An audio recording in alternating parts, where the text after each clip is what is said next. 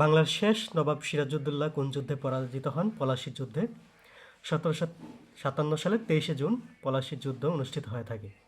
বাংলাদেশে বাস নেই এমন উপজাতির নাম মাউরি। মাউরি উপজাতি বাস করে নিউজিল্যান্ডে। বিকাশ কোন ব্যাংকের জয়েন্ট ভেঞ্চার হিসাবে কাজ করে? ব্র্যাক ব্যাংক।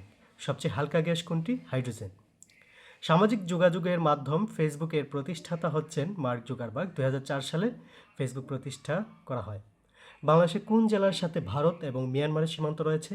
রাঙ্গামাটি। একমাত্র জেলা রাঙ্গামাটি ভারত এবং মিয়ানমারের সাথে যুক্ত রয়েছে। কোন রক্তের গ্রুপকে সার্বিক গ্রহীতা বলা হয়? এবি রক্তের গ্রুপকে সার্বিক গ্রহীতা বলা হয় এবং সার্বিক দাতা বলা হয় অ রক্তের গ্রুপকে। ব্রহ্মপুত্রের প্রধান শাখা কোনটি? যমুনা। নাইট্রোজেন গ্যাস থেকে কোন সার প্রস্তুত করা হয়? ইউরিয়া। ইউরিয়া সারে 46% নাইট্রোজেন গ্যাস ব্যবহার করা হয়। বায়ুমণ্ডলে অক্সিজেনের পরিমাণ কত? 20.71%। বাংলাদেশের বর্তমান রাষ্ট্রপতি মোহাম্মদ আব্দুল হামিদ অ্যাডভোকেট কততম রাষ্ট্রপতি? 20তম রাষ্ট্রপতি।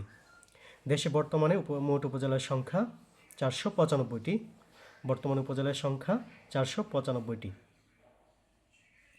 চট্টগ্রামের নাম ইসলামাবাদ কে রাখেন? শায়েস্তা খান।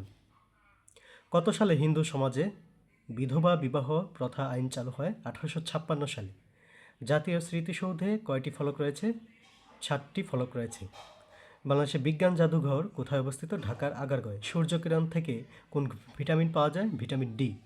বাংলাদেশের বৃহত্তম তাপবিদ্যুৎ কেন্দ্র অবস্থিত? ভেড়ামারা, কুষ্টিয়া। বৃহত্তম তাপবিদ্যুৎ কেন্দ্র অবস্থিত ভেড়ামারা, কুষ্টিয়া। কিসের সাহায্যে সমুদ্রের গভীরতা নির্ণয় করা হয়? প্রতিধ্বনি। সমুদ্রের গভীরতা নির্ণয় করা হয় প্রতিধ্বনি বা ফেদোমিটার। বিশ্বকবি রবীন্দ্রনাথ ঠাকুর সাহিত্যে নোবেল পুরস্কার পান 1913 সালে। গীতাঞ্জলি উপন্যাসের জন্য নোবেল পুরস্কার পান। পতেঙ্গা সমুদ্র সৈকত কোন জেলায় অবস্থিত? চট্টগ্রাম। সূর্য উদয়ের দেশ কোনটি? জাপান। 1952 সাল বাংলাদেশের ইতিহাসে যে জন্য বিখ্যাত? ভাষা আন্দোলন। বিশ্ব পরিবেশ দিবস পালিত হয় 5ই জুন।